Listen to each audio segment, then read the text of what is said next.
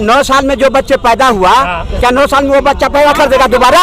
ठीक बात कही आपने, बिल्कुल ठीक बात। पक्के वही 9 साल वाले हो, आप पक्के वही 9 साल वाले हो, आप वही 2014 की पैदाइश हो, पक्के 9 साल वाले हो, इसीलिए आपकी बातें देर से समझ में। G20 का रोना रो रहे हो, पिछले साल कहाँ हुआ था? आप G20 करवाए थे, कहाँ हुआ था? आप कहीं भी करवाए हो।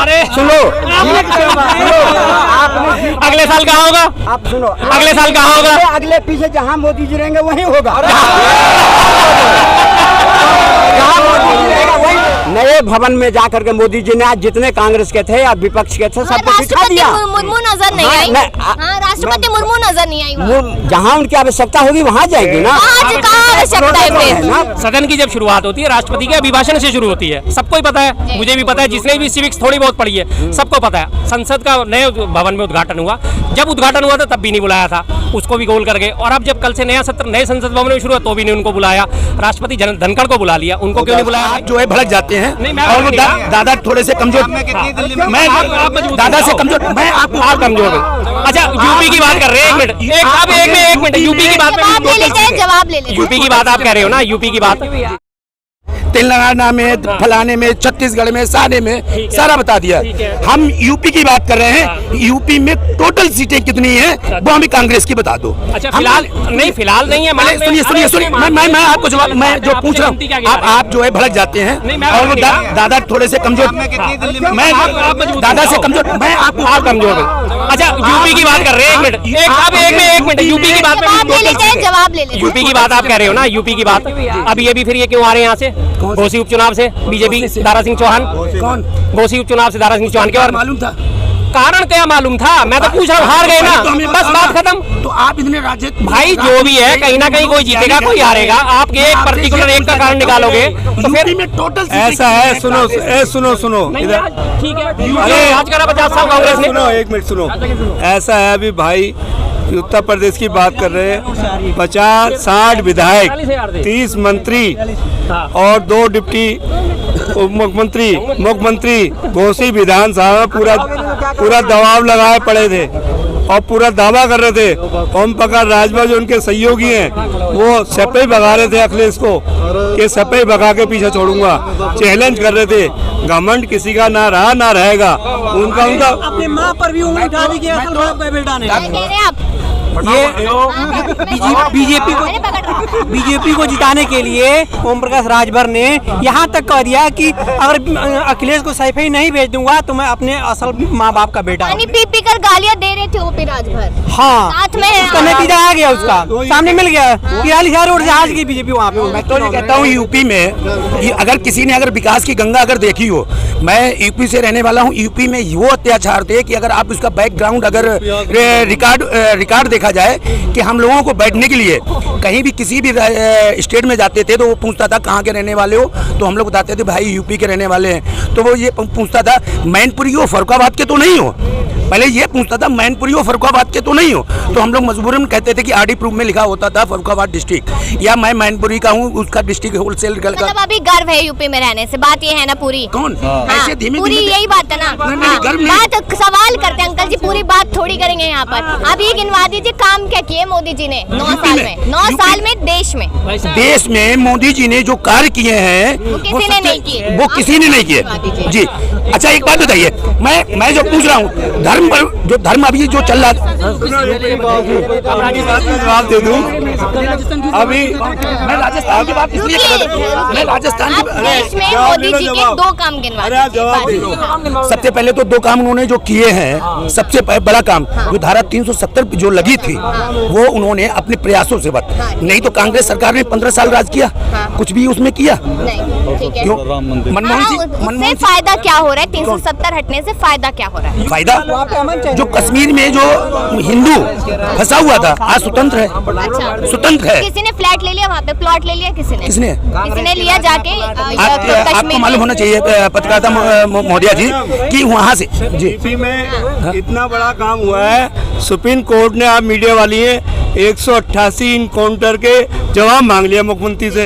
188 जो इनकाउंटर हुए हैं सुप्रीम कोर्ट ने जवाब मांगा है और तलब कर लिया अधिकारियों को। वो एनकाउंटर के जवाब मैं बता रहा हूँ, जो अत्याचार, जो सबसे पहले सुनिए जवाब। दूसरी बात, यूपी में इतना काम हुआ है कि एक मुकदमे पे इनकाउंटर, धर्मवाद की राजनीति रह गई यूपी के अंदर, और आज ये यूपी का भाईचारा खत्म हुआ है। इस सरकार में खत्म हुआ है। इससे पहले इतना भाईचारा था कि एक दूसरे के इतने काम आते थे, कि एक दूसरे के दुख में काम आते थे। दूसरी बात, मैं बता देती हूँ, अभी तक किसी ने प्लॉट फ्लैट नहीं लिया अभी तक कश्मीर में, ठीक है। वहाँ पे शहीद लगातार हो ही रहे हैं, ठीक है। फायदा किसको हुआ 370 से, ये बता दीजिए। जैसे अभी आपने दादा ने आरोप लगाया यूपी में कि एनकाउंटर हुए भाई। मैं जो सवाल करी उसका जवाब दे दीजिए ना। यूपी तो गया, यूपी को छोड़िए। तो मैं कश्मीर में जो अभी जो मारे जा रहे हैं आतंकवादी, जो मैं सपोज शहीद जो है, जो शहीद हुए हैं, 4 दिन पहले 4 सेना के जवान देश के प्रधानमंत्री एक ट्विटर पे 2 उंगली चला के भाई देश के नाम संदेश तो देते हैं कि मैं दिल की बात, अपनी दिल की बात, देश के 4 अधिकारी, सेना के बड़े अधिकारी शहीद हो गए। देश के प्रधानमंत्री ने एक ट्विटर करके भी एक उनका संदेश नहीं बनाया।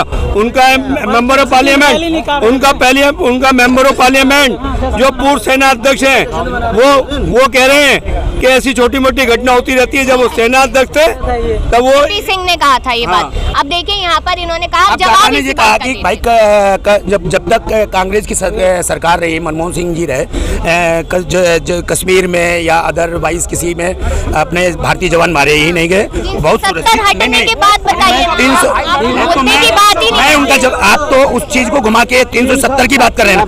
370 के 1 साल के जो 2024 सन 2024 का जो चुनाव होगा वो निष्पक्ष होगा, और इसके बाद में कोई भी उसके बाद में कोई भी अगर भारतीय जवान मारा जाएगा उसके लिए मैं खुद या हमारी जनता अगली बार मोदी जी से प्रश्न करेगी। 2024 के बात करिए, जो सन 2024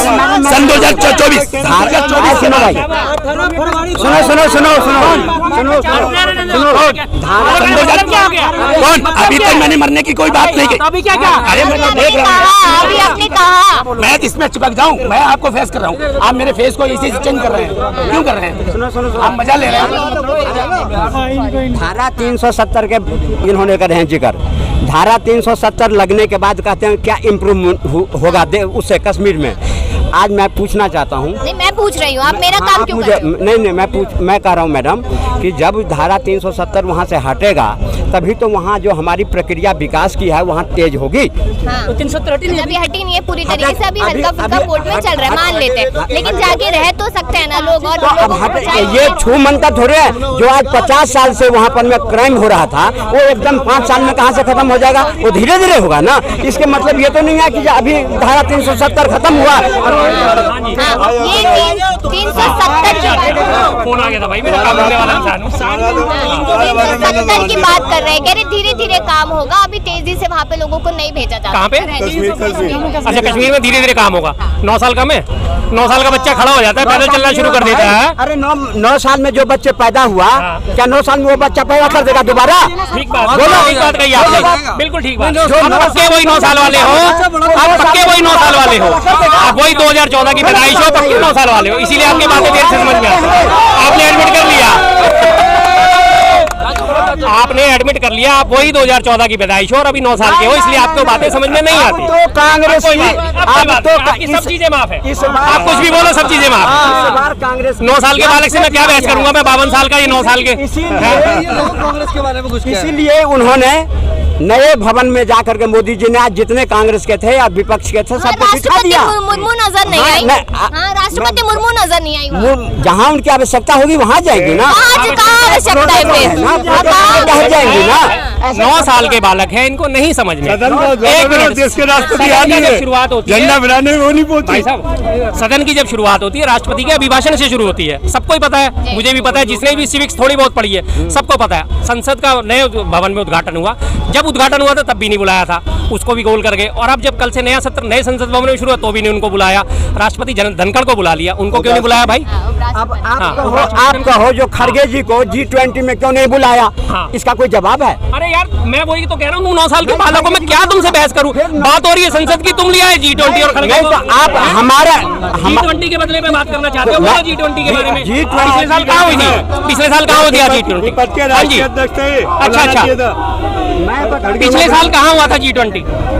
मैं बता दूं मैडम, कांग्रेस वालों को कुछ नहीं अरे काम कांग्रेस के आता, बाद सिर्फ ये ये तो इधर उधर की बात कह के जनता को बिगड़ना चाहते हैं, पर जनता बिगड़ने वाला नहीं है, जनता ने तय कर चुका है। बीजेपी अच्छी है, बीजेपी हाँ, ठीक एकदम है, बहुत अच्छी हाँ, है, हाँ। भारतीय जनता लेकिन पार्टी फैक्ट पे बात नहीं करेंगे आप। बिल्कुल बिल्कुल फैक्ट में बात कर रहा हूँ। कांग्रेस कहीं भी बीजेपी के सामने खड़ा होने वाला नहीं है। भाई साहब आप 2 बातों का तो जवाब दे दो। G20 का रोना रो रहे हो, पिछले साल कहाँ हुआ था? आप G20 करवाए साल थे, कहाँ हुआ था? आप कहीं भी करवाए हो। अरे सुनो आपने अगले साल कहाँ होगा? आप सुनो, अगले साल कहाँ होगा? अगले पीछे जहाँ मोदी जी रहेंगे वहीं होगा। जहाँ मोदी जी रहेगा वहीं होगा। हाँ? क्या कह रहे हैं आप? मैं कह रहा हूँ, ये कह रहा है कि कहाँ होगा, मैं कहा जहाँ मोदी जी रहेंगे वहीं होगा। हर साल होगा। हर साल करा देंगे मोदी जी। मोदी जी में ताकत है, पूरा विश्व को अपने कदमों में झुका के रखते हैं और भारत हिंदुस्तान आगे बढ़ता चला जाएगा। भाई कोई झुंझुने वाला है आसपास? कोई झुंझुने वाला हो तो इन भाई साहब को दिला दो, 9 साल के बालक है, इनका एंटरटेनमेंट नहीं हो रहा।